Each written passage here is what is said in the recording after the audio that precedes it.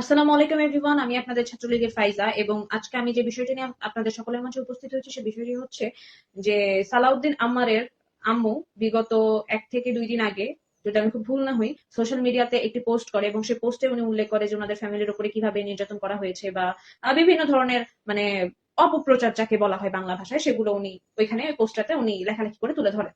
ঠিক আছে? তো তার মধ্যে থেকে কিছু জিনিস আমি পয়েন্ট আউট করেছি। তো আমার এখন কথা হচ্ছে যে এই যে যে বিষয়গুলো আমি নোট করেছি বা পয়েন্ট আউট করেছি, তো এই প্রশ্নগুলো আমি সালাউদ্দিন আম্মারের আম্মুর কাছে করতে চাই।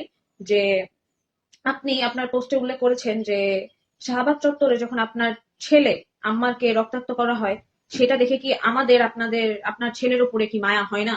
না? বা সেই দৃশ্য কি আমাদের চোখে ভেসে ওঠে না? তাহলে আপনাকে আমি এখন একটি জিনিস মনে করে দিতে চাই যে 2024 সালে আমাদের রাকসুর সাবেক ছাত্রলীগ নেতা মাসুদ ভাইকে যখন আপনার ছেলে নিজের উপস্থিত থেকে নেতৃত্ব দিয়ে নির্মম এবং পৈশাচিক ভাবে নির্যাতন করে হত্যা করে, সেই সময় আপনাদের মানবতা জাগে নাই? সেই সময় আপনার যে মাতৃত্বটা এখন কাজ করছে, সেই সময় আপনার সেই মাতৃত্বটা কাজ করে নাই? আপনার মনে হয় নাই যে মাসুদ নামে যে ছেলেটি আছে উনিও হয়তো বা কারো একজনের ছেলে? এটা আপনার তখন কাজ করে নাই? আরো একটি বিষয়, বিগত দিনে নাকি বিএনপি যে নেতাকর্মীরা ছিলেন ওনারা নাকি আপনাদেরকে সাপোর্ট দিতেন, হ্যাঁ, ইভেন ম্যাক্সেস নাকি আপনাদের ফ্যামিলি মেম্বার্স ছিলেন, বাট এখন ওনারাই আপনাদের এগেনস্টে, তো আমার কথা হচ্ছে যে আহ ওনারা কেন আপনাদের এগেনস্টে হবে না? একটা জঙ্গির পক্ষে কে থাকে? যে দেশকে ভালোবাসবে সে অবশ্যই দেশ বিরোধী একটা জঙ্গির পক্ষে থাকবে না। আর এছাড়াও আপনার ছেলে সালাউদ্দিন আম্মার বিএনপি নেতাকর্মীদের সঙ্গে বা ছাত্র দলের নেতাকর্মীদের সঙ্গে কি কি করেছে, বা বিএনপি নেতাকর্মীরা যাকে নিজেদের নেতা বলে মনে করে, বা বিএনপি চেয়ারপারসন তারেক রহমান, উনাকে নিয়ে যে ধরনের নোংরামি আপনার ছেলে সালাউদ্দিন আম্মার করেছে, এর পরবর্তী সময়ে আপনি কিভাবে কল্পনা করেন যে আপনার ছেলের প্রতি বিএনপির বা বিএনপি নেতাকর্মীদের বা ছাত্র দলের নেতাকর্মীদের ন্যূনতম সিম্প্যাথি থাকবে বা আপনার ছেলের পক্ষ নিয়ে উনারা কথা বলবে?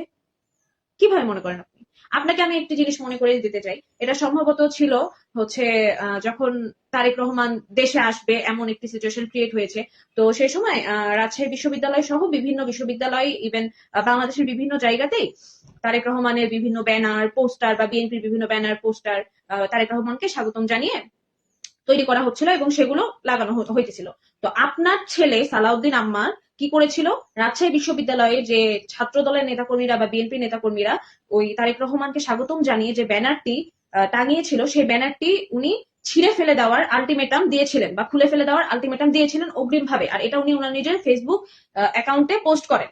পরবর্তীতে উনি এটাও বলেছিলেন যে এটা যদি প্রশাসন বা হচ্ছে বিশ্ববিদ্যালয়ের কর্তৃপক্ষের লোকজন যদি না করে তাহলে এই কাজটি উনি নিজেই করবে। হ্যাঁ, পরবর্তীতে যখন রাজশাহী বিশ্ববিদ্যালয়ের প্রশাসন বা রাজশাহী বিশ্ববিদ্যালয়ের শিক্ষক বা ছাত্রদলের নেতাকর্মীরা তারেক রহমানের সেই ব্যানারটি নামায় নেয়, তখন আপনার ছেলে নিজে গিয়ে সেই ব্যানারটি ছিঁড়ে ফেলে এবং সে নিজেই সেটা তার ব্যক্তিগত সোশ্যাল মিডিয়া অ্যাকাউন্টে পোস্ট করে। হ্যাঁ, তো এত কিছুর পরবর্তীতেও আপনি কিভাবে চিন্তা করেন যে বিএনপির নেতাকর্মীরা বা ছাত্র দলের নেতাকর্মীরা আপনার সেই কুলাঙ্গার জঙ্গি সেই সালাউদ্দিন আম্মাকে সাপোর্ট দিবে বা কোনো ধরনের সহায়তা করবে? কিভাবে মনে করেন? আপনি আরো একটি জিনিস উল্লেখ করেছেন আপনার সেই পোস্টে, যে আপনি নাকি আপনার ছেলেকে নিয়ে অনেক বেশি প্রাউড ফিল করেন, আপনি আপনার ছেলেকে অনেক বেশি ইন্সপায়ার করেন যেন ও ওর কাজে এগিয়ে যায়, ও যেগুলো করছে সেগুলো একদমই সঠিক। হ্যাঁ, এগুলো দিয়ে নাকি আপনি ওকে অনেক বেশি ইন্সপায়ার করেন। আমার এখন প্রশ্ন হচ্ছে, আপনি কি ওর আসল মা? আসলে আপনি ওর আসল মা? আমার তো মনে হয় না। আমার কেন, আপনার এই পোস্ট দেখার পরে বাংলাদেশের জনগণ আছে, বাংলার জনগণের মধ্যে বেশিরভাগেরই এটা মনে হয় না যে আপনি ওর আসল মা। কারণ একজন মা তার নিজের জন্মদাতা সন্তানকে এগিয়ে দিচ্ছে যে হ্যাঁ বাবা তুমি করো, তুমি যেই জঙ্গি কর্মকাণ্ডগুলো করে আসতেছো 24 সালের পর থেকে, সেই জঙ্গি কর্মকাণ্ডগুলো তুমি করে যাও। এটা কখনো সম্ভব? একটা নিজের মা তার সন্তানকে এগিয়ে দিচ্ছে জঙ্গিত্ববাদের দিকে, এটা কিভাবে সম্ভব? আর আপনি বলেন যে আপনি আপনার ছেলেকে নিয়ে প্রাউড ফিল করেন। আপনার মতো মানে যে মা গুলা রয়েছে, মানে আপনার মতো মা অন্য কোথাও আছে কিনা আমি জানি না, তবুও যদি থেকে থাকে আপনাদের মতো মায়েদের উচিত যে এই ধরনের সন্তান ঘরে না রেখে একদম নিজের হাতে হত্যা করে মেরে ফেলা। যেহেতু আপনারা নিজেরা জন্ম দিচ্ছেন না, সেহেতু আপনাদেরই উচিত যে আপনাদের এই ধরনের জঙ্গি সন্তান যাদের ঘরে আছে, আপনাদের উচিত এই ধরনের সন্তানদের হত্যা করে মেরে ফেলা নিজের হাতে।